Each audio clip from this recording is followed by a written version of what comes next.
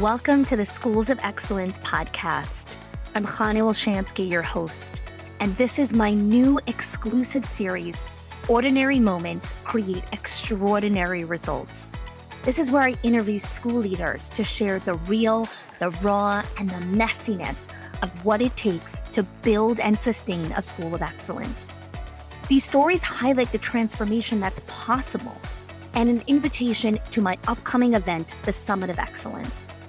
As the world continues to be volatile, uncertain, and ambiguous, leaders continue to hunt for ways to build culture, hire and retain staff, and create profit and legacy within their center. The need to come together in person has never been greater.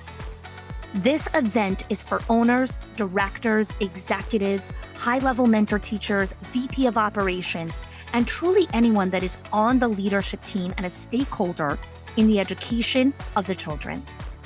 This event is a co-creation experience that is highly focused on building your network and your skill set so you continue to learn how to lead within this climate and environment. We have a super high focus on experience and luxury, and we're excited for you to get to connect with other like-minded leaders. By listening into this series of ordinary moments, I hope that you walk away with true insights into what it takes to lead an extraordinary center.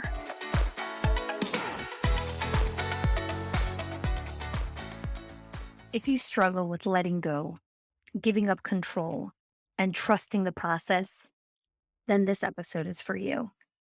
This is Ordinary Moments Create Extraordinary Results, the real and imperfect routines and systems that build schools of excellence. Today's episode is part of a 6-part series where I'm interviewing and having conversations with owners of childcare centers across the nation on how they are building their schools of excellence, and they're sharing their real and raw stories with all of you. Today, I sit down with Kathy Cameron, who's been part of the Schools of Excellence community since July of 2020. In today's episode, she shares her journey of letting go. She talks about her struggle of wanting to control the outcomes and the processes that she's gone through to take a step back. Kathy is honest and vulnerable about her real retention numbers and how bad it got. She talks about the highs and lows of owning a center and the raw and hard conversations that she does every week to build relationships and culture. We wrap up our conversation where she talks about the ordinary moments that she loves, what she's grateful for in her life, and truly what she's doing this all for in her bigger mission and vision. My conversation with Kathy really uncovers the journey that many owners go through in what it takes to relinquish control, to step into who you are and your greatness, and let your business take care of you. I hope you enjoy my conversation with Kathy Cameron. Hey, Kathy, welcome to Ordinary Moments Create Extraordinary Results. I'm excited to have you here because I know that your story is really different and unique, just like every single school leader story on the planet. And this series is really about bringing light to the real struggle and what really happens when we try to create extraordinary results. And it's also so much about learning to appreciate the ordinary moments. So many times we chase extraordinary and we forget that the ordinary moment is really in seeing that beautiful child smile, connecting in that conversation with the teacher. So thanks for joining me here today. Happy to have you. Thanks for having me. Yeah. So let's dive in to talk a little bit about some of the systems that you've put in place to sustain excellence. But before we dive into the systems, I really want to hear, what is your definition of excellence now? Kind of different from what it was when we first started working together. So for me, excellence is getting better each and every day. Not always each and every moment, because sometimes we slip, but to make tomorrow better than yesterday, to do better, tomorrow. When we first met, I remember we were in conversation in Facebook Messenger, and one of the first things you had told me is your definition of success was really about growth and expansion and accumulation and getting bigger and bigger. And as we started to work together, your definition of success really changed. And I'd love for you to share why your definition of success has evolved. For me, definition of success is having a program that not only that I'm proud of, but that my teachers, my admin, my parents, and my children are proud of. Why does it no longer mean more locations? And more locations isn't wrong. For those of you that are listening to this that are on the path of growth and expansion and acquisition, that's not wrong. I think what's really important to recognize is the self awareness of what's right for you. And why was that right for you, Kathy? Before, I thought that to be a successful owner meant that you had multiple locations, and that's what that meant to be successful. But I found through being in my business every single day to help through the world of COVID at that time, I found that really what fuels my fire is being with the families, being with the teachers, and building those relationships. And I just found that for me, I can't have that close relationship, that close bond with them if I have 4 and 5 locations. So for me, it just meant that I needed, one location that I could really have those bonds and those relationships with. I love that. When we look at success, again, because there's so many different ways to look at it, right? And you just explained your definition, and different people have theirs. But I think what we struggle with zeroing in on is how do we really attain that level of success? How do we really get there and stay there, but then consistently be in the pursuit of something that's bigger and greater than ourselves? You see, when success is defined by a certain milestone of like, when I have this amount of locations or when I have X amount of money, then what happens when we get there? What's next? Right. And I think the ordinary moments when we can embrace those and we can embrace what failure really means and why that's such a pivotal part of the journey, we start to become a lot happier. We start to become more confident. We start to trust our decision making more and we start to fall in love with the process. So, one of the first things we teach in schools of excellence is the gratitude matrix. And I know this has been a system and a process that you've really embraced in your company. And would love for you to share just how it works for you and some of the stories around why that is such an important system for your organization. It's terrible that there's so much shame behind this because we Yeah. don't know what we don't know. And I mean, I'm talking like we have 14 employees and I'm printing out 50 W-2s. Okay. I mean, let's be real. Wow. It was Wow. ugly. It Okay. was really, really ugly. And we kept trying to make it work, but it just wasn't working. We'd have Let's somebody come talk in for a and then second they'd on that. leave. I really want to unpack this here because again, this is the real and the raw and the imperfect. So 14 employees, 50 W-2s. Could we dig deeper? Can you come with me? I'm gonna hold you. We're gonna do this together. What does that mean? What does that look like as an owner? Talk to me about that. It looks like failure. Mm, It looks like failure. It's hard. It's so hard because you get them in and you get excited about them and I'm one that I like to coach them and I felt like I was failing day after day. But I had this dream that this is going to be a great program. I just don't know how to make it work. And then they go to lunch and they don't come back. or they or or or you're expecting them to walk through the door at 8:30 and then they don't come. And so then there's this defeat yeah. of okay, what now? And I think the hardest thing was looking at myself and saying, what part of this do I own? you Okay. know that's the big ugly of it, but it's really where it starts to turn around is when you really start to look within and see, what part of this do I own? What do I need to fix about me and the way I'm running this program? And Mhm. then going from there. And that's, for me, that's when the gratitude matrix came into play.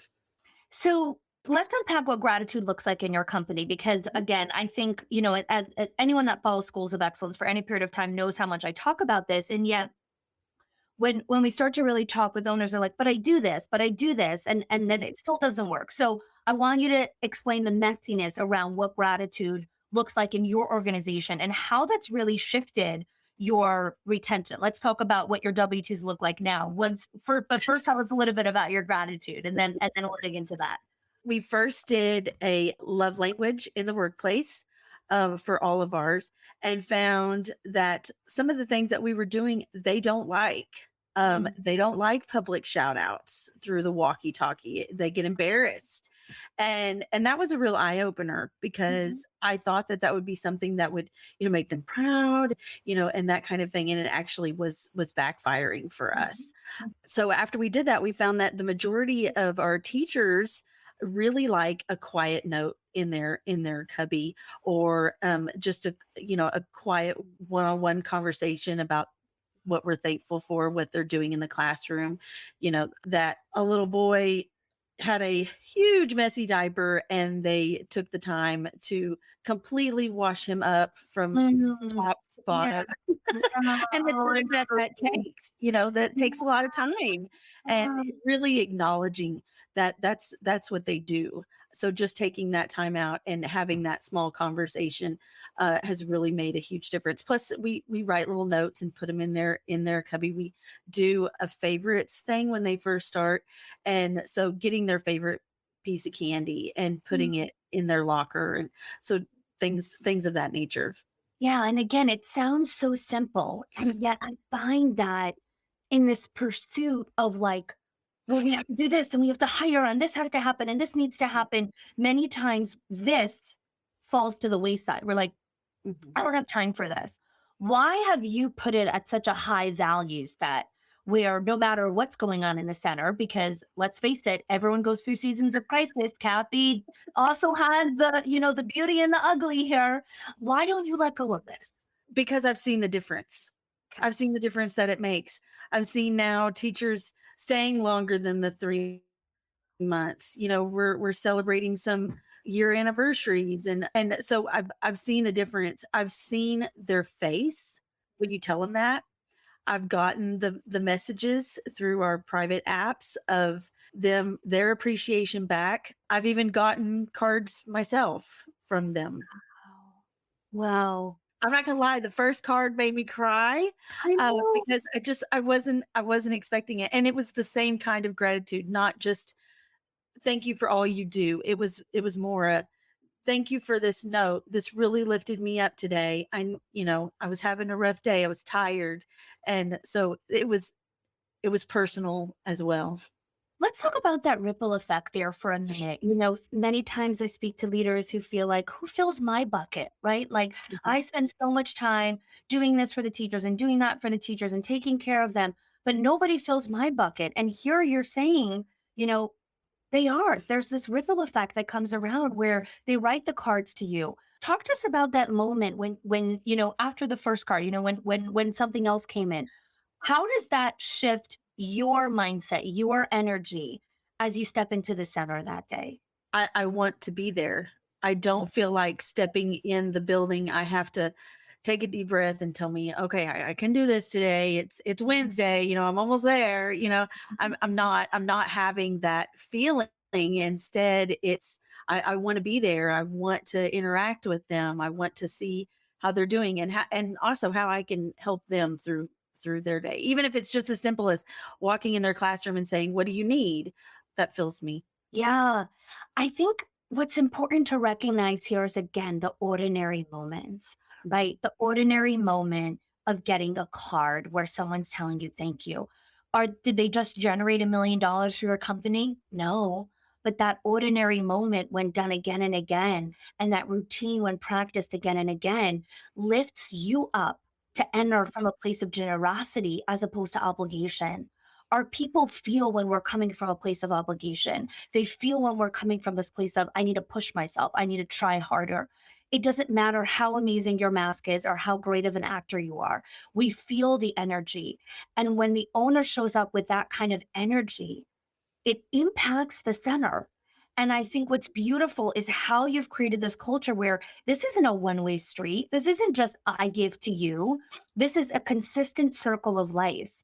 So you were talking about how you're celebrating 1 year anniversaries. You're talking about how people are staying for longer. You know, how does that really impact when you look at the amount of money and time you have to spend in training and hiring and onboarding? Can you walk us through a little bit about what that looks like? Again, because you're the owner, you're looking at the P&L statements. Talk to us about that. So it's, I mean, obviously when you're looking at putting out that many and you're having that large of a turnover, Yeah. you're not really able to continue to invest in the program Yeah. because you are constantly putting out Indeed ads and spending time doing phone interviews and then in-person interviews and the overtime that yourself and your staff are working to make up for those lost teachers. So it's ugly. It's hard to look at, and it kind of make adds to that failure of, the bottom line isn't getting bigger, it's getting smaller. Mhm. And then how do I fix it? Yeah. Because you can't just throw more money at it. Yeah. Well, let's talk about the practice. Why do you think, and again, I know you're so deep into it, so it might be hard to kind of put yourself where you were beforehand, but I find that many owners find it really challenging to embrace the simple routine of writing gratitude, the simple routines of connecting eye to eye with people and really asking, why is that so challenging to do? Where does the resistance come in? And how do you get over that? I think some of that is so many of us, you're in the thick of it and you're busy trying to do your everyday stuff and you've done the whole like, I'm just gonna throw everybody some candy or, and that kind of stuff, or, give them a gift card. And I mean, I'm guilty of it. And so you think, well, I've already done that. I already Mhm. did that. It didn't work. But when it's specific, it's kind of like when somebody says your name, how much that means to you. It's the same when it comes to the gratitude of it being specific. I really did see you. I really do know who you are personally Mhm. and everything else. So I think so much of it is that's too simple. That's not going to work. I need this big grandiose thing to make it work. So why would something so simple work? And I think that's exactly what this series is about. It's not extraordinary effort creates extraordinary results. It's ordinary moments create extraordinary results. It's always the simple things. And yet we constantly chase the big things because we want big results. And Mhm, so our minds kind of think, well, if I want something so big, then it means that I have to put in something so big. mhm, And mhm, it's a really counterintuitive to say, no, no, no. It's the simple and ordinary things, the mundane, the boring that actually create this extraordinary impact. So I love how you're really seeing, in your W-2s, on your P&L, in your profit margins, how running this gratitude system and this practice has completely turned around your retention, which is, giving you more money in the bottom line to obviously reinvest back in the organization. I think it's also the patience to see it through. Obviously, you mhm. didn't see results right away. Where did you find the discipline to stay through with it? And if you didn't, tell us your road of going like this. Like, walk us through this. Again, this is like all the real We and the imperfect. we did have, the ups and downs of it, because, when you're short staffed, you get busy and you're doing this and you're doing that. But for me, a lot of it was I'd done everything else. What do I have to lose? Okay. I'd done so many other things, I'd done this, I'd done that. And so even though we did have some ups and downs of it and not being, kind of consistent, it was really more what I've got to keep going because what do I have to lose to keep Yeah. trying it and seeing Yeah. if it really does make a difference. Yeah. I love how you shared that there's the ups and the downs because I think with anything, whether that's, trying to build financial wealth or trying to get more healthy or be more fit or, anything, any goal that we have in life, it's never a linear process. We don't learn in a linear way. We don't process information in that way. And I think what people need to hear is like when you're in that low, right? Like when you like go up there, you try all of that, and then something happens, and then you shift right back down because life happened. When you're at the bottom there, you're not doing the gratitude and you're not doing all of that stuff. What are those habits or those trigger points where you're like, I got to get back to doing that? That's why I'm down here. What are those reminders for you? It was more how did that feel for me when somebody gave me a card? Mm, And when they're working with additional children because you're having to combine classrooms and they're having to have somebody come in and train them and and all that and then they leave again and how did that feel for me to get that card? It takes less than 5 minutes to do it to really make somebody's day, or I mean, let's get real, sometimes it makes their week. yes, yes. Right? I think that's the beauty of the ordinary moments where we have to remember that everyone's fighting their own battle. Everyone has their own struggles. Everyone's going through something, whether that's mentally, emotionally, spiritually, like everyone's going through something. Everyone's always carrying something. And anytime that you're the person that can lift someone up, what what a gift. Like just that and alone, like I always say, like the act of giving is the reward. Like just the ability to be able to do that is the reward in itself. Are you looking for an in person event to come together with other school leaders in person after the crazy few years that this has been? It's time to get together. And so I want to share with you information about the Summit of Excellence in Florida. At the Live Summit of Excellence, we're going to be addressing issues of conflict, emotional intelligence, resilience, discernment, creating boundaries, regulating the emotions of our staff, and the challenges of interpersonal relationships and work. I say this all the time. What breaks businesses is not operations, financials, or systems. What breaks businesses is people. Every interaction with staff, children, and families has the opportunity to create connection and reframe negative feelings around conflict or drive a bigger wedge between everyone involved. You see, conflict is a big part of any healthy relationship. When two people come together every day, every week, every month, there are going to be moments of conflict. It's part of being human.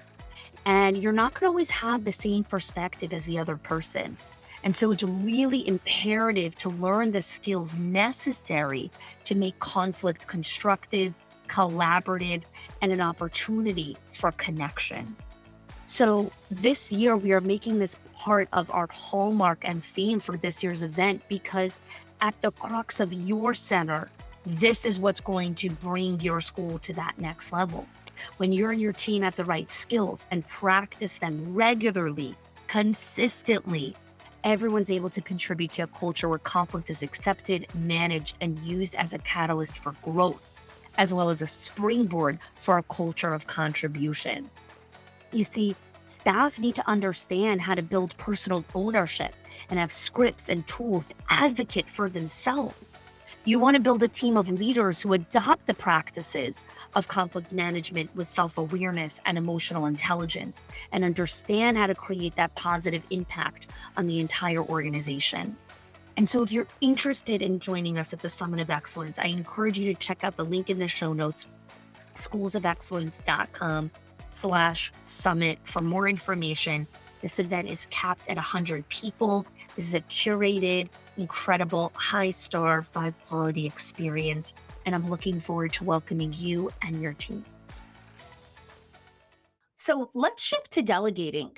Let's shift to all the things in why you're delegating, how you start. Like let's unpack a little bit about what your let's start with your organizational chart. Like what does that look like now? Who's on your leadership team? And then we'll dive into some of the messy and the imperfect things that you've done to delegate. So it's me as the owner, and then I do have two admin. They're both now directors. One is the curriculum director, and then the other one is the operational director. And then from there, it breaks into teachers. Mhm. So when I first met you, your org chart didn't look like this. It was kind of just a big, messy hoopla of like to dos and tasks and things that had to get done. Why did you start to shift to this model where there's you and then there's two people that link arms with you? What was kind of the catalyst for that first shift? So much of it was it's just too much to do. my center is licensed for 88. And even with 88 children, there's just so much to do. And you just can't do it all. I was working days and nights and weekends, and it still was still going. It was just too much. And I had all of these plans and these projects. And at the same time, I'm dealing with day-to-day stuff. And it was just too much. And so it came to when, okay, I need to start figuring out who's in charge of what and what does that look like? When we build org chart, it really depends on the results that you're looking for in the organization. And it also really depends on the natural strengths and weaknesses of the leader. I think what's important for whoever's listening to this is how you design your org chart is not based on Kathy, right? Like, oh, she has that, so I should go do that also. No, no, no, no, no. Understanding what are you good at? What are you like just in a flow, naturally great at? What do you love to do? What brings you joy every single day when you walk into the center? And then what do you need to delegate out? Because those projects drive profit and legacy within the organization. So delegating sounds really sexy. It's like, oh, she delegates everything off her plate. But it actually looks very different than that. So let's talk about the first thing that you tried to delegate and kind of what happened, what really happened. So the first thing I tried to delegate, I try to be a very organized person, but in reality, I'm just does not fuel my fire. So the first thing I tried to delegate was the files. So the Okay. children's files, the teachers' files, all that kind of stuff. So at the time I was the director, somebody else was this, and then now my one of my directors was the assistant director. And so I delegated that out. Well, of course, she starts doing it in my world, all kind of crazy. I'm like, "What are you doing?" And it took me a while for me to realize just because she's doing it different from me doesn't make it wrong. It just makes it different. And in reality, it's actually so much better than what I could have ever come up with. She's phenomenal at organization. And so actually when our licensing rep came in, she was just oohing and awing over the files and how great they were, and they were the most organized that she's ever seen. And that was not me. That was her. And so that was really a big eye opener to me that just because it's different doesn't make it wrong. It just makes it different. So I always find that that's kind of phase one, right? Where we're like, okay, I'm a great at organization. I got a little squirrely brain. I like all these different ideas. So I'm going to delegate anything that has to do with organization, right? And it could be that you're listening, you're the owner, you're like, no, no, no, that stays at my plate. Like I'm the organization queen. So those are things that are sometimes very straightforward to delegate because after we realize we can let it go, we're like, okay, you know what? She actually does it better. It's good. I don't want that on my plate.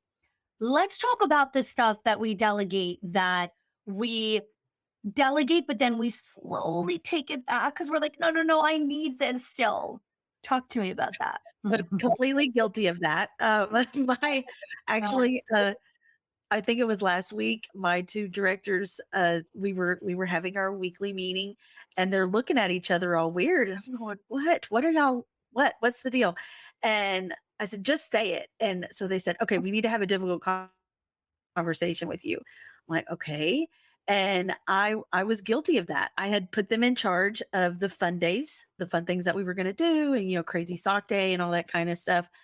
Well, I was at home and just got this little whim that, oh, I want to put out a survey. Well, in doing that and in doing putting out that survey, I had delegated to them and then I had taken it all back. And it really bothered them. And I appreciated the fact that they had that conversation with me. And I asked them, I said, what really bothers you about that? And they said, well, I feel like you didn't trust us to do it. Mm.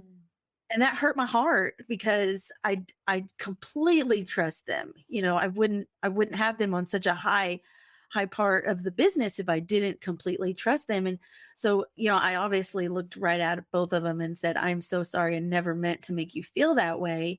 I do completely trust you. I just kind of squirrel brained it and threw it out there and I just wasn't thinking. So I'm completely guilty of delegating and then bringing it back when something comes to my mind. And in reality, what I should do is communicate with them, see if, if they need my help. And if they don't need my help, then back off and let them do their job. There's so many things here that I want to unpack. Okay. So let's get started with the first piece, the courage to have difficult conversations. Yeah. Your directors weren't born that way. I know your directors, they didn't come into the business that way. That is not an inborn skill. That is a culture and standard that you've created in the organization. The courage to have difficult conversations, and not just the courage to have difficult conversations with someone who works under you, like the staff or whatever it is. They had to level up. They had to manage up and say, we need to have a difficult conversation with the owner who actually gives us our paycheck. Like, we need to have a conversation with her. What are some of the disciplines or some of the systems, or maybe it's a specific habit? How have you slowly embedded this culture of the permission and the courage to have difficult conversations? Because what they did was a pivotal moment in the long term profitability and sustainability of this organization. Specifically, one of them would rather crawl under the table than to have a difficult conversation, even with a teacher. I mean, she knows she does not want to have a difficult conversation. And I can't say that I blame her because when I first started, I was the exact same way. And so a lot of it with her was just pushing that, no, you got to have this conversation because by not having the conversation, you're actually telling that person that it's an appropriate behavior. You've got to have the conversation. It doesn't have to be ugly. It can be an extremely respectful conversation, but it Mhm. still has to be said. And so pushing her out of her comfort zone and having those conversations with her teachers, I'm also very open with my teachers as well as my directors about, we have to be honest with each other. These times, we're all up in each other's business and so for instance my director and I, one of them, we share an office, and so we're gonna sometimes step on each other's toes and I need you to tell me. And she's actually only had two difficult conversations with me, but I think she was glad that, for instance, the first one went well. There wasn't backlash to it. We talked Mhm. it out and then it was over. And so that's a big thing with me is when we talk it over, then it's over. You can't keep bringing all this ugly up. It's just you've had the conversation. We're going to talk it through until it's done, and then it's over.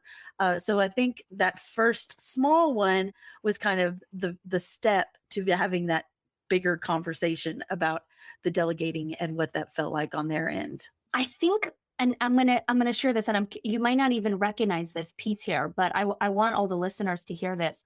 When someone has the courage to have a difficult conversation, specifically one when it comes to delegating, right, where they shared with you, hey, you took this away from us, and when you do that, it shows me that you don't trust us. What she's saying underneath it is, I care about this organization. I'm loyal to this company. I really want to contribute. And when you do this, you rob me of the opportunity to bring my best strengths forward. And so, what she's really showing you is her commitment, her loyalty through having that difficult conversation. And I see this all the time whenever I do walk in talks and all this stuff. And I always say, what is the meta skill for leadership? The ability to have difficult conversations. The more that you have them, the deeper your relationship will be with your team. Because what happened here is you messed up, because we all do. I mess up every single day, right? Welcome to the club. But what we want is we want people to have the courage to tell us, hey, you messed up. You told me you wanted to do this, but you messed up, right? Just because I'm the leader, it doesn't mean I'm going to not mess up. Just because I tell someone, hey, I want to delegate this to you, it doesn't mean I'm going to say, oh, by the way, can I just double check that? Like, I want the team to come back and say, you're micromanaging, back off. I got this, right? I want my people to have the courage to say that. So I love this. It's such a great example of the messiness of delegation. Like, you delegated it, you took it back, but your people stepped up for you. They had your back. They're like, not letting Kathy go down this rabbit hole again, right? And it's going to happen again. And you know Oh that. yeah. And you're going to Yeah. have the courage to have a conversation again, right? Like, that's what I want people to recognize here. Just because they had the conversation with her and Kathy's like, I'm so sorry. And that doesn't mean Kathy's not going to do it again. It's going to happen in a different way, hopefully a little bit less or whatever it is, but that doesn't mean it doesn't happen again. And I think that's what's important to recognize when it comes to this stuff is it takes a long time to really develop those new practices and routines. And while we're doing it, this series is about the messiness. It's about the middle of the journey, which is so much of our life, right? Mhm. What happens in the messiness? So tell me something else that you've delegated that has really contributed just to your quality of life, right? Because you have a life beyond your school. You live in Texas. I know you like to go horseback riding. I know you're love to do barbecuing and just good old southern stuff. So tell me how delegating has made your life better and richer. So one thing for me is my kids are my world. We do farm animals. We do just a little bit of everything. I guess it's kind of your typical Texas. The only thing is we just want more land, but we're enjoying our neighbor's land for now. Yeah. um, so the joy of delegating for me is that I get to spend that time with my family. Mhm. When I wasn't delegating, I may have been home, but I wasn't really home. I was Right. in the home office doing my thing, or my mind was still running about the business and I wasn't truly present. And we all know that kids can see right through you. So they knew I wasn't present. And so now I'm able to just completely leave the business and we can go in the camper and spend days at a state park and just hike and have fun and play Farkle at the campsite and just all those things. But then also just the simple things of coming home and being home at 3 o'clock when my boys get out of school, waking them up because I'm not at the facility and I can have breakfast with them. So a lot of it for me is just the simple everyday stuff that I can now Ordinary do with moments. my family. Yeah, I can do that stuff with my family because I'm not trying to do everything at the center. Let's unpack these ordinary moments here for a minute. You know, Brene Brown, a huge fan of her work. She has great content. Um, one of the videos that she shared, this must be like 10 years old, where she talks about how we chase the extraordinary, right? We want an extraordinary life. We want a life of impact and legacy and meaning. And then when crisis hits or when there's some sort of challenge or whatever it is, what do we want? Give me those ordinary moments. Let me be home at 3 o'clock to greet my boys. Let me wake them up and have some jam and toast, and watch the sunrise with them. All we want is those ordinary moments. So, walk us through your heart a little bit about when you're waking your voice up and having breakfast. What do those ordinary moments mean to you when your mind isn't racing about what's happening to the center? Like, why is that so important to you? Why do you want those ordinary moments? With my daughter, she's 18 now and in college. Thankfully, she's at home in college, so Oh, I'm still happy. wow. Yeah. Yeah. But I didn't do that with her. I Mm, didn't do that. There was a lot of the time that she and the boys were getting off the school bus and I still had another 2 or 3 more hours at the center and or I'd get home and then I'd still be working and I'd still be answering phone calls from my cell phone and all of that because I was still doing everything.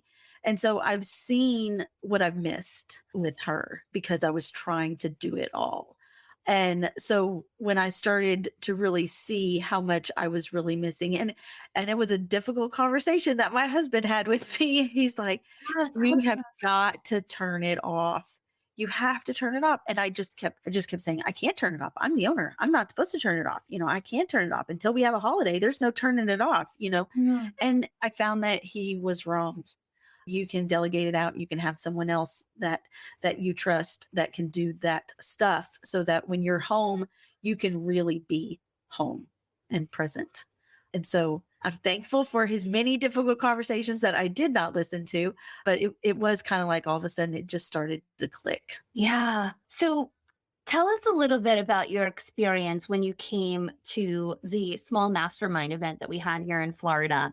I know you haven't been to any of our kind of bigger events, but you came to this one. How is coming together with other school leaders like your people, sit in the room for 2 days, content, strategy, conversation? What were some of the impacts? Because we're going on a year right now almost, it's been a year, which is so crazy because I still feel like, "Oh, so just a few months ago." How has that positively impacted your organization, your company, the school? I am a very shy person when you first get to meet me. And so my friend at the time was a part of the group, and I had met her from previous owners, and she couldn't come. And so I was like, "Oh no, I'm just not gonna come. I'm just not gonna come." And and and I thought, "No, no, no, I really need this. I need to go." And I knew one other lady that was gonna be there, but I kind of just knew her, I wouldn't say she was somebody that we talked a lot or anything like that. So I went and I kind of put on my big girl panties and went, and I ended up becoming kind of best friends with one of the ladies that's there, and we talk all the time now. And she just really becomes somebody that I lean on. I like to hope that she leans on me, and just being around other people that are in the thick of it too. They've done the delegating and taking it back and delegating and taking it, and they've also done, the 12-hour days, and then the joy of the 4-hour days. And so it's just great to be able to talk with them. I'm a crier, so I cried multiple times just because you're around people that they've been there, done that, and they're still doing it. And so you can get ideas from them, you can get support from them, and it's a community that you just can't really explain it until you're really there and you're a part of it. And once you're a part of it, you just don't want to miss it anymore. You want to make sure that you're always there for all of those opportunities, because they change the business, because they also help fuel you. Yeah. Yeah. I just got chills again, and I always when we talk about events and things like that. But what I think is so interesting for what you shared here is everything that you loved about the event was about the people, right? The relationships, the new friendships that were formed, and how it's deepened your life. And I always say it's like that ordinary moment when you're sitting on the steps and drinking that cup of coffee together, orange juice in a hand, or whatever it is. Like that is what forges that connection. And when we don't feel alone and when we know we have community to lean on, that's where the impact is. And like you were saying, you can't explain it until you kind of been there. But I love that what you're saying is you didn't talk anything about like the content or the speakers or whatever it is. Like those are all like second, those are bonuses. Like, okay, that'd be nice. But what you're really looking for is the relationships, is those moments of connection and deepening that. And so when you think of community, before you had community and your kind of friendships that you have right now that you lean on, why do you think you and then some other people avoid coming, right? Like you were afraid to come, right? Your friend who was supposed to come, like it was a lot of complications and COVID stuff and she wasn't able to make it. Why were you telling yourself the story of, "Oh, I can't go. I can't go." Some of that's because I'm shy. Once you get to know me, I'm not shy at all. Oh, yeah. Yeah. But She could stop talking. but so much of it is, well, I don't know anybody there, or, there's so much to still do at the center. I can't get away. And, even if it's just a few days, you can get away. You can't do it. And really it's for the better of your teachers and the business and yourself to get away, because obviously not only is the companionship fabulous, but you are gaining new knowledge, and you can take that knowledge. And one thing you're really great about, honey, is you're not just gaining the knowledge, but then how am I going to implement it? And so you're able to take that stuff and take it back to your program and better the program. But it's just changing the mindset that it is important, and you need to go. So talk to all the shy people who are hiding in the back, who are afraid, who feel like I'm not worthy enough to be in that room, or everyone who's in that room is smarter than me, or better than me, or more ahead of me, or all the things more than me. What do you want to tell that person? So I don't know that you know this story, honey, but when I first started at my facility, I was the pre-K teacher, and I I literally would not order a pizza because I thought I sounded stupid on the phone. I just didn't, branching out was just not something I did. Unless I knew you, I wasn't going to talk to you. And then now here I am, a business owner, talking on a podcast, all of those things. But it's because I forced myself to step out of that comfort zone. I forced myself to allow myself to grow. And that's what it comes down to is I put that importance there on what that means to grow. And it's extremely important to not only grow your business but grow yourself because your business can't grow unless you grow. And for me, that meant stepping out and doing that uncomfortable situation, whatever that happens to be, and doing it. And then with each time I did it, I got better and better and more confident doing it. But it's those little steps, that first little step that you do, making the phone call for the pizza, or calling the parent that you're uncomfortable calling, and then the next thing you're going to a conference where you don't know anybody, and you're opening a new opportunity for yourself to really grow and meet new people. I love that. I love that you took a bet on yourself, which is ultimately what you're sharing, right? Like you believe that you deserve to bet on yourself and that taking that bet is going to pay off because you're going to do the work. Kathy, any, not so much tips or tricks, but what is an ordinary moment that you embrace in your center every day that can maybe inspire someone who's sitting here and listening? When I get really wrapped up in the paperwork and all of that, I really like to get up from my desk. Well, I like to get up from my desk anyway because I have a hard time sitting there. But I love to get up from my desk and go to the classrooms and interact with the teachers, interact with the children. Even if that interaction is just going to the teacher and say, "Hey, I'm here. If you need anything, do you need to go to the restroom?" And so I really like to be able to be there for them in that moment. Or if it's a crazy time and they're trying to get lunch passed out, I like to go in and help pour the milk.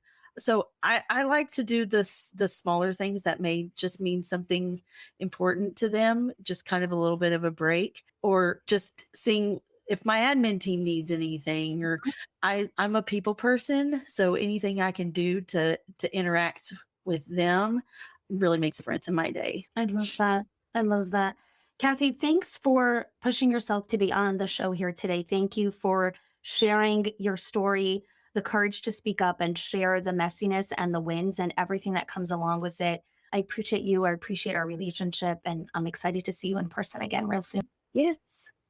I hope that you enjoyed this episode of Ordinary Moments and take a couple minutes to pause and self reflect on how this really might impact you, your family, and the center. So, I also want to share that the Summit of Excellence is very fast approaching. It's going to be held on March 1st and 2nd, 2022, right here in Florida.